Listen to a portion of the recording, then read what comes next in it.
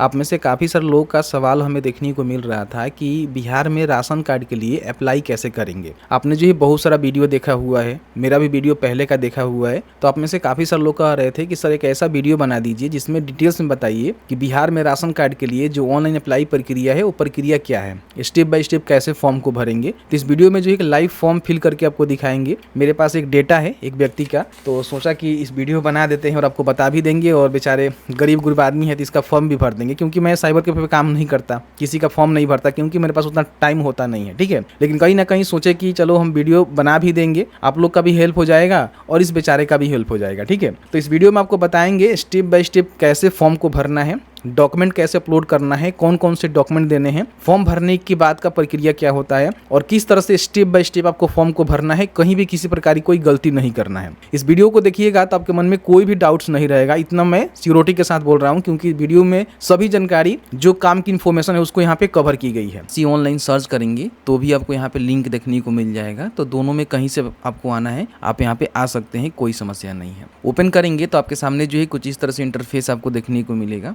यहाँ पे देखिए लॉगिन का बटन बना हुआ है ना, इस पे आपको क्लिक करना है। यहाँ पे क्या है ना कि सबसे पहले आपको जो है जन परिचय का आईडी क्रिएट करना पड़ता है, मेरी पहचान वाला, तब जाकर यहाँ पे राशन कार्ड के लिए अप्लाई कर सकते हैं। तो अगर आपके पास पहले से आईडी है तो लॉगिन करके फॉर्म को भरेंगे। अगर आईडी नहीं है तो सबसे पहले यहाँ पे साइन अप फॉर मेरी पहचान का जो बटन है ना, इस पे क्लिक करके अपना आईडी बनाना होगा। तो आईडी कैसे बनाना है वो सबसे पहले बता देते हैं। एक मोबाइल नंबर आपके पास होनी चाहिए, उस नंबर को यहाँ पे डालेंगे जो कि पहले से जन परिचय में लिंक नहीं होना चाहिए। जनरेट ओटीपी के बटन पे क्लिक करेंगे तो यहाँ पे ओटीपी डालकर वेरीफाई के बटन पे क्लिक करेंगे तो इस तरह से टिक लग जाएगा। इसका मतलब ये है कि वेरिफिकेशन कंप्लीट हो चुका है। यहाँ पे जो है फर्स्ट नेम लिखना है, जिनके भी नाम से राशन कार्ड अप्लाई करेंगे, क्योंकि राशन कार्ड में जो है बाकी सब मेंबर होते हैं और एक जो है एप्लीकेंट होता है जो कि घर की वरिष्ठ महिला हो सकती है, तो उनका नेम यहाँ पे लिख सकते हैं, जैसे कि फर्स्ट नेम और यहाँ पे लास्ट नेम। आप चाहें तो दूसरा भी नाम लिख सकते हैं, कोई दिक्कत नहीं है, लेकिन एक आईडी से एक ही अप्लाई होता है, तो आप देख लीजिएगा। ठीक है, डेट ऑफ बर्थ उनके ही जो आधार है उसके हिसाब से डाल दीजिएगा, बेहतर रहेगा। जेंडर भी आप उन्हीं के आधार पे बता सकते हैं। हालांकि आईडी अलग होता है, राशन कार्ड का फॉर्म जो है अलग फिल होता है, आप किसी भी चीज़ से बना सकते हैं, लेकिन ध्यान रखिएगा सही और सटीक इन्फॉर्मेशन आपको देना है। यहाँ पे जो है जन परिचय का एक आईडी आपको क्रिएट करना होता है, जहाँ पे कुछ आप लिखेंगे इस तरह से तो आपको सजेशन देखने को मिल जाएगा। तो इस तरह से आईडी एक बना लेंगे। देखिए ऑलरेडी यहाँ पे एग्जिट देखने को मिल रहा है, तो दूसरा हम चाहें तो यहाँ पे बना सकते हैं। ठीक है, इस तरह से हम दूसरा भी यहाँ पे सजेशन में दे सकते हैं। तो इस तरह से अगर अवेलेबल रहेगा तो इस तरह से आ जाएगा, अवेलेबल नहीं होगा तो नहीं देखने को मिलेगा। ठीक है, यहाँ पे एक पासवर्ड आपको सेट करना होता है। पासवर्ड में जैसे कि मान लीजिए आपका नाम राम है, ठीक है, सपोज करिए, तो राम लिखेंगे और उसके बाद कुछ स्पेशल कैरेक्टर लगाकर 1 2 3 4 5 करके आप लगा सकते हैं पासवर्ड में। उसी पासवर्ड को यहाँ पे डालेंगे, उसको कंफर्म करेंगे। यहाँ पे जो भी इनका टर्म कंडीशन है उसको यहाँ पे एक्सेप्ट करेंगे, वेरीफाई के बटन पे क्लिक करेंगे। यहाँ पे देखेंगे आपका जो जन परिचय का यानी कि मेरी पहचान का आईडी है वो अपने यहाँ पे साइन अप कर लिया हुआ है। यहाँ पे कंटिन्यू के बटन पे क्लिक करेंगे तो यहाँ पे बोलेगा कि अपना जो आधार केवाईसी है उसको कर लीजिए। तो यहाँ पे चाहे तो आधार नंबर को डालकर वेरीफाई करके केवाईसी कर सकते हैं, लेकिन अभी आपको नहीं करनी चाहिए, इस सब के चक्कर में आपको नहीं पड़ना है। तो स्किप फॉर नाउ के बटन पे आपको क्लिक करना है। जैसे ही क्लिक करेंगे तो अब यहाँ पे फिर से दोबारा लॉगिन करने के लिए बोलेगा, क्योंकि आपने रजिस्ट्रेशन यहाँ पे कंप्लीट कर लिया हुआ है। तो लॉगिन करने के लिए यहाँ पे देखिए लॉगिन का बटन आपको देखने को मिलेगा, इस पे क्लिक करेंगे और अब यहाँ पे मोबाइल वाला जो ऑप्शन है ना, इसको चूज करेंगे। जो भी आपने नंबर दिया था, जिसपे ओटीपी गया था, उस नंबर को यहाँ पे डालेंगे। जो आपने पासवर्ड क्रिएट किया था उस पासवर्ड को यहाँ पे डालेंगे और यहाँ पे आपको कंसर्न देना है। ठीक है, और साइन इन के बटन पे आपको क्लिक करना है। तो आपने जो भी यहाँ पे नंबर दिया हुआ है मोबाइल नंबर, उस पे जो है दोबारा यहाँ पे ओटीपी सेंड किया जाता है, उस ओटीपी को यहाँ पे डालेंगे, साइन इन के बटन पे क्लिक करेंगे। अब यहाँ पे अपना जो भी कंसेंट है ना उसको यहाँ पे देना पड़ता है, तो यहाँ पे अलाउ के बटन पे ही आपको क्लिक करना है। आपका जो भी फुल नेम है, डेट ऑफ बर्थ, जेंडर और मोबाइल नंबर है, आधार के माध्यम से यहाँ पे लिया जा रहा है, तो यहाँ पे अलाउ के बटन पे क्लिक करेंगे। आपके सामने कुछ इस तरह से मैसेज यहाँ पे देखने को मिलेगा, you are not registered with RCMS portal, please register and proceed. कहने का मतलब कि अभी तक आपने आरसीएमएस पोर्टल पे अपना रजिस्ट्रेशन नहीं किया हुआ है, अब यहाँ पे आप आरसीएमएस पोर्टल पे अपना रजिस्ट्रेशन करेंगे। इससे पहले आपने जो है जन परिचय का जो आईडी है ना उसको क्रिएट किया था। ओके के बटन पे क्लिक करेंगे तो यहाँ पे जो भी एप्लीकेंट है, जिनको आप एप्लीकेंट रखना चाहते हैं, उनका यहाँ पे नेम आपको देखने को मिलेगा जो कि अपने जन्म परिचय में डाला था। अगर आपने दूसरा कोई नाम डाल दिया था तो आप यहाँ पे चाहें तो इसको एडिट कर सकते हैं, कोई दिक्कत नहीं है। फिर एप्लीकेंट का जो नेम है ना आपको यहाँ पे हिंदी में टाइप करना है, जिस तरह से आप इंग्लिश में लिखे हुए इस तरह से यहाँ पे हिंदी में टाइप करेंगे।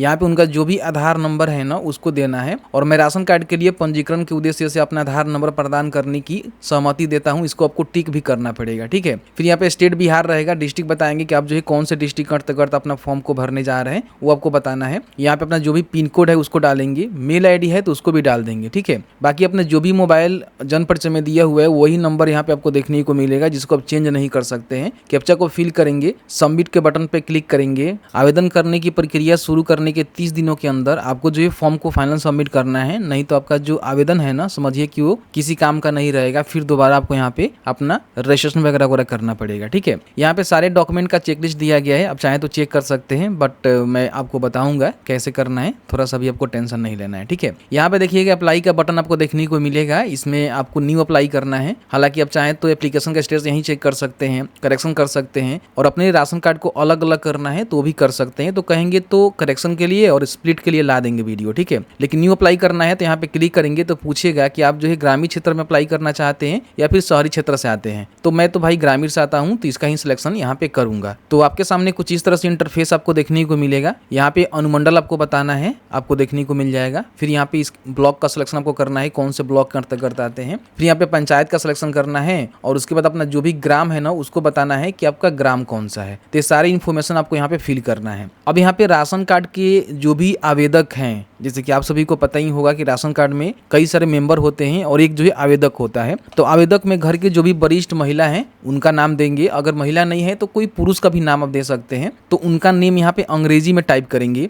यहाँ पे हिंदी में जैसे टाइप करने के लिए आपको हिंदी टाइपिंग की जरूरत नहीं है, बल्कि अंग्रेजी में यहाँ पे टाइप करेंगे, ऑटोमेटिकली हिंदी में हो जाएगा। उनके पति या फिर पिता का नाम यहाँ पे अंग्रेजी में और यहाँ पे हिंदी में, ठीक है। ध्यान रखेंगे अगर कोई शादीशुदा महिला है तो उनके यहाँ पे पति या फिर पिता का नाम दे सकते हैं, तो उनके पति का ही दीजिएगा, पिता का देना कोई जरूरी नहीं है।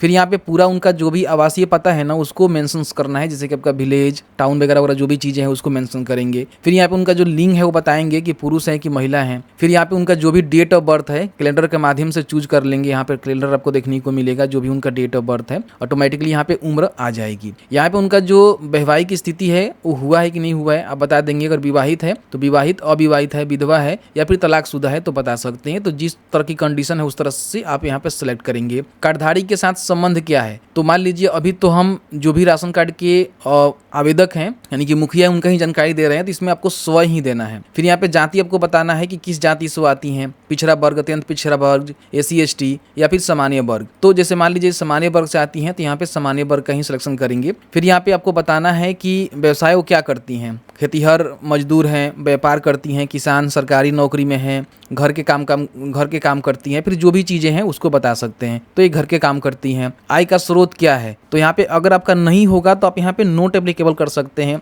मासिक आय कितना है, तो देखिए आपका जो पारिवारिक आय होता है, जैसे मान लीजिए कि आय अगर महिला की जाति से ही बना हुआ नाम से बना हुआ है, तो ऐसा नहीं है कि महिला ही कमाती होगी, उसके घर में जो हस्बैंड है वो भी कमाते होंगे, तो परिवार का आय जो है सबका आ जाता है, उसके हस्बैंड का भी उसमें ही इंक्लूड होता है। तो जो भी आपके पास आय प्रमाण पत्र है ना उसमें आपको देखना होगा कि आपका जो है वार्षिक आय कितना है। एग्जाम्पल के तौर पे आपको दिखाते हैं, जैसे आप यहाँ पे एक आय देख रहे होंगे, इसमें जो वार्षिक आय है ना 97,000 यहाँ पे आपको देखने को मिल रहा है, ठीक है। तो आपसे मासिक पूछ रहा है, हालांकि यहाँ पे वार्षिक आपको देखने को मिल रहा है। तो 97,000 में, ठीक है, क्या करेंगे 12 से आपको भागे कर देना है, ठीक है। तो आपका जो है मासिक आय यहाँ पे निकल जाएगा। ध्यान रखेंगे 1,20,000 से अधिक आपका जो वार्षिक आय है आपके आय प्रमाण पत्र में नहीं होना चाहिए, नहीं तो आप राशन कार्ड के लिए एलिजिबल नहीं माने जाएंगे। तो जो भी आपका मासिक आय निकल के आता है उसको यहाँ पे डालेंगे। यहाँ पे देखिए आय सर्टिफिकेट नंबर आपको देना पड़ेगा, जैसे कि मैंने आपको दिखाया ना, ये वाला जो है सर्टिफिकेट नंबर आपका रहता है, इसको यहाँ पे दर्ज करना है और डेट भी यहाँ पे आपको देखने को मिलेगा, ठीक है। तो इसी के हिसाब से आपको यहाँ पे जो भी अपना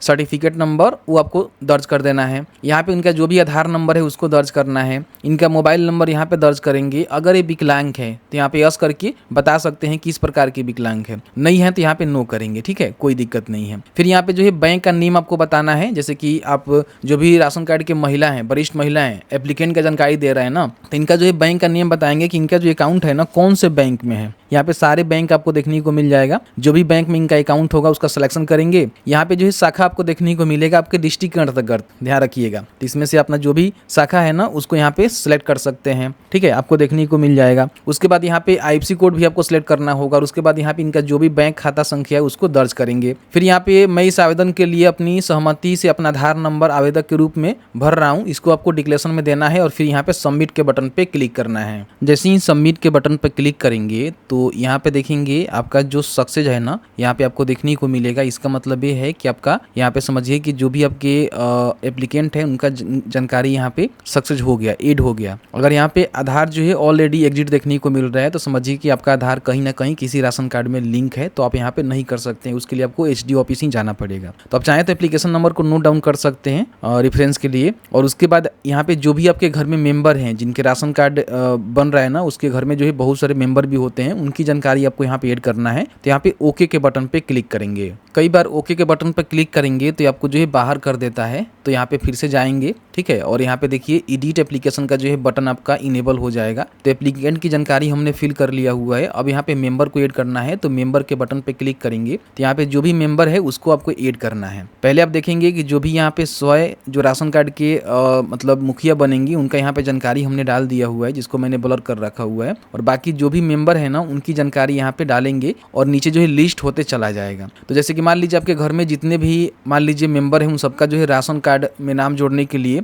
आधार कार्ड होना मैंडेटरी है। तो यहाँ पे आधार कार्ड के हिसाब से उनका जो भी नेम है उसको यहाँ पे अंग्रेजी में और यहाँ पे हिंदी में, उनके पति या फिर पिता का नाम आपको लिखना है अंग्रेजी में और यहाँ पे हिंदी में ऑटोमेटिकली टाइप हो जाएगा। लिंग बताएंगे कि पुरुष है महिला है, जन्म तिथि यहाँ बताएंगे, ऑटोमेटिकली उम्र आ जाएगा। जो भी उनका मैरिटल स्टेटस है वो बताएंगे कि विवाहित है या फिर अविवाहित है। यहाँ पे कार्डधारी के साथ संबंध क्या है, तो मान लीजिए अगर उनके पति का दे रहे हैं तो यहाँ पे देखेंगे तो शौहर पति आपको देखने को मिलेगा। अगर उनके पिताजी का दे रहे हैं तो पिताजी देखने को मिलेगा, भाई का दे रहे हैं तो भाई देखने को मिलेगा, अगर उनका बेटा बेटी है तो बेटा बेटी भी यहाँ पे देखने को मिलेगा, ठीक है। तो अपने हिसाब से देख लीजिएगा, जो भी आपके घर में मेंबर होंगे जिनकी जानकारी आप देना चाहते हैं उसका यहाँ पे सिलेक्शन करेंगे। फिर उनका जो भी आधार नंबर है यहाँ पे डालेंगे, मोबाइल नंबर आप सेम डाल सकते हैं, कोई भी दिक्कत नहीं है। फिर यहाँ पे इनका काम क्या है, क्या करते हैं, अगर मान लीजिए कोई काम नहीं करता है तो मान्य नहीं आप यहाँ पे कर दीजिएगा। आय का स्रोत क्या है तो नोट एप्लीकेबल यहाँ पे कर दीजिएगा। और मासिक आय इनका तो 0 ही आपको दिखाना है, क्योंकि सबका तो मासिक आय होगा नहीं, जो एप्लीकेंट है उनकी जानकारी हमने दे दिया हुआ है, तो यहाँ पे 0 आपको दिखा देना है, ठीक है। अगर वो पर्सन विकलांग है तो यहाँ पे यस करेंगे, नहीं तो यहाँ पे नो करेंगे।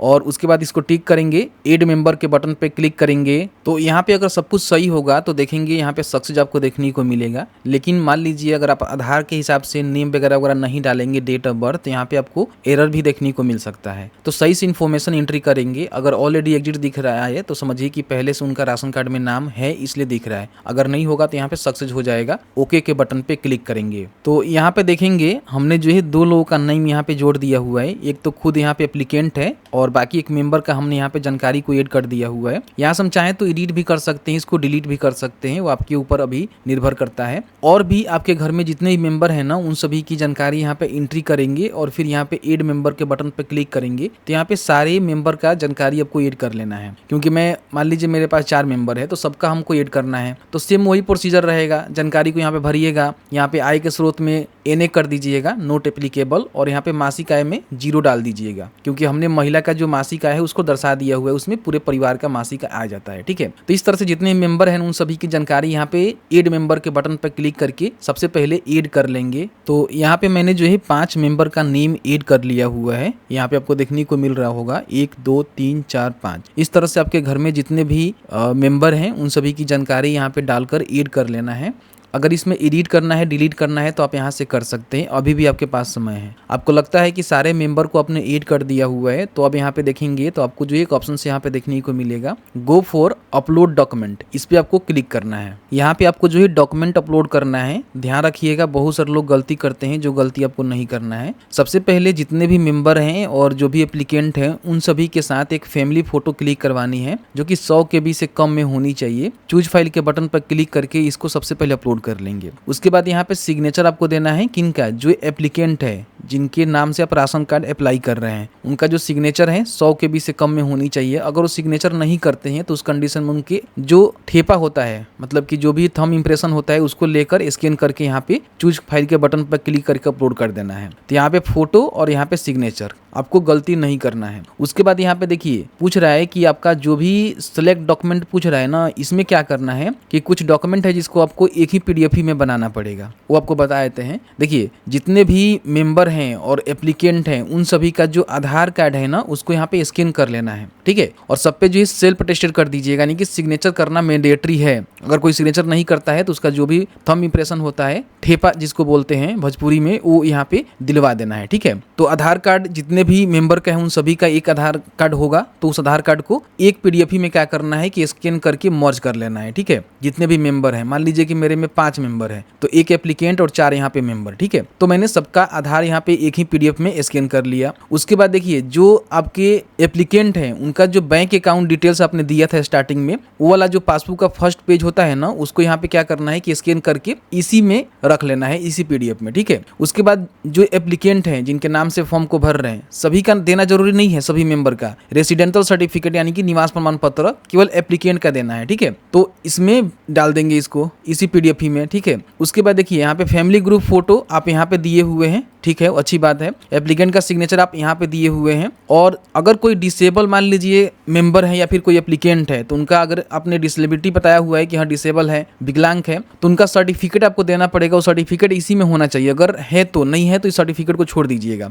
और इनकम सर्टिफिकेट क्या करना है कि अलग से आपको यहाँ पे देखने को मिलेगा इनकम सर्टिफिकेट अपलोड करने का। तो यहाँ पे एक PDF केवल इनकम सर्टिफिकेट का बनाकर अपलोड कर देना है। मैं जनरल का फॉर्म भर रहा हूँ तो यहाँ पे जाति का ऑप्शन देखने को नहीं मिल रहा है, लेकिन अगर आप reservation category SC ST BC BC का भरेंगे तो यहाँ पे कास्ट सर्टिफिकेट अपलोड करने का भी ऑप्शन आएगा। तो यहाँ पे सिंगल कास्ट सर्टिफिकेट को स्कैन करके PDF में अपलोड करेंगे, जो कि 1 MB से कम होना चाहिए। इन बातों को ध्यान रखेंगे, ठीक है। तो इस तरह से क्या करना है कि जो ये सारे डॉक्यूमेंट आप बनाएंगे ना, उसको यहाँ पे अपलोड करेंगे डॉक्यूमेंट वाला में, और जो आपका इनकम सर्टिफिकेट कास्ट सर्टिफिकेट होगा उसको यहाँ पे अपलोड करेंगे। आई होप आपका क्लियर हो गया होगा। फिर भी आपके मन में डाउट्स होगा तो आप हमें कमेंट करिएगा, नहीं तो आप हमें मेल करिएगा, आपको बता देंगे, ठीक है। तो सब पे जो है सेल्फ अटेस्टेड करना है, सिग्नेचर करना है, ध्यान रखिएगा।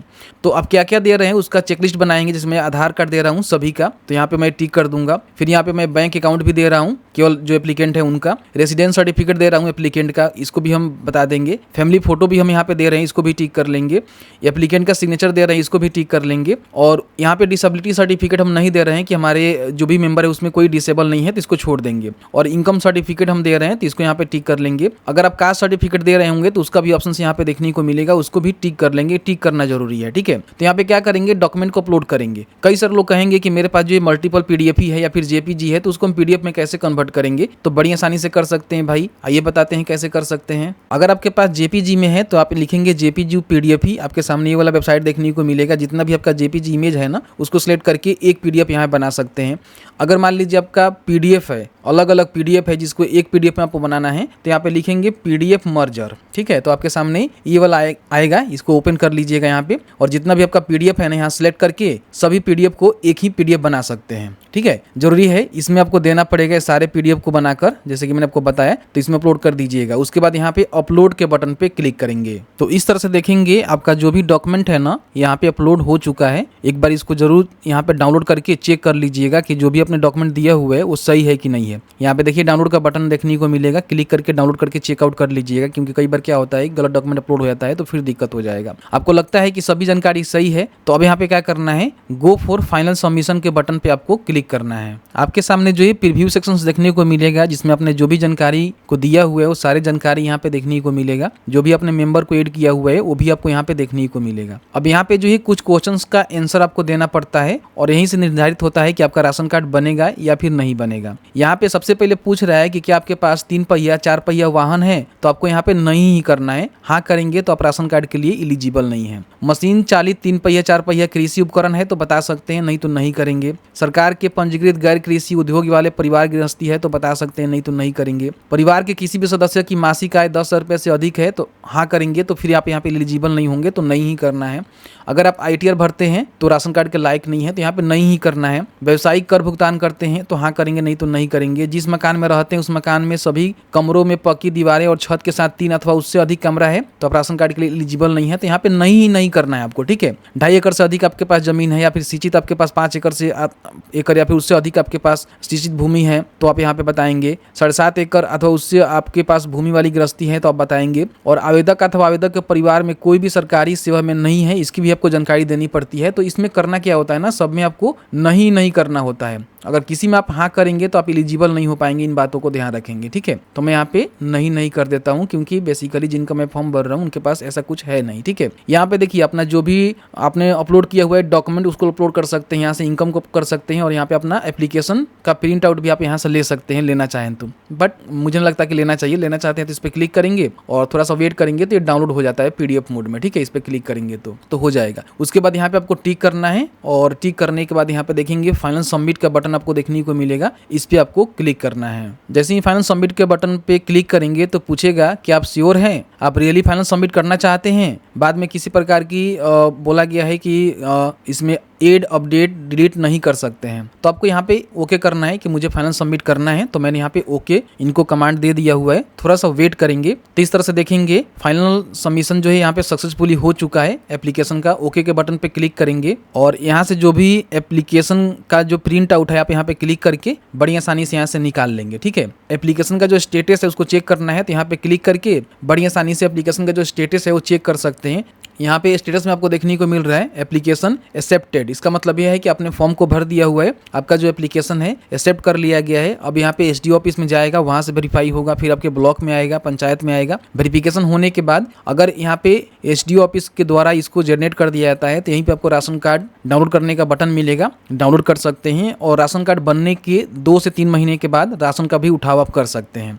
तो जैसे कि आपने देखा कि मैंने जो है पूरी जानकारी आपको बताया स्टेप बाय स्टेप, कैसे जो है स्टेप बाय स्टेप फॉर्म को भरना है। फॉर्म भरने के बाद जो रिसीविंग मिलेगा ना उसको प्रिंट करके रख लीजिएगा। कहीं भी आपको जमा करने की आवश्यकता नहीं है, किसी अधिकारी किसी कर्मचारी से मिलने की आवश्यकता नहीं है। फॉर्म भर के आपको भूल जाना है कि आपने फॉर्म को भरा हुआ है। 45 दिनों का समय लगता है। आपका जो SDO ऑफिस के द्वारा अप्रूव की जाती है। समय समय पे लॉगिन करके अपना जो स्टेटस है उसको चेक करते रहेंगे। और आपको समझ में नहीं आ रहा है तो मुझे मेल कर सकते हैं, कमेंट्स करके बता सकते हैं कि मेरा स्टेटस ये है तो इसका मतलब क्या है, ठीक है। तो आपका जो SDO ऑफिस से फिर आपके ब्लॉक में आएगा, ब्लॉक से आपके पंचायत में वेरिफिकेशन होगा, फिर यहाँ से लिख के जाएगा। उसके बाद आपका अप्रूव हो जाएगा SDO ऑफिस के द्वारा, आपको राशन कार्ड मिल जाएगा।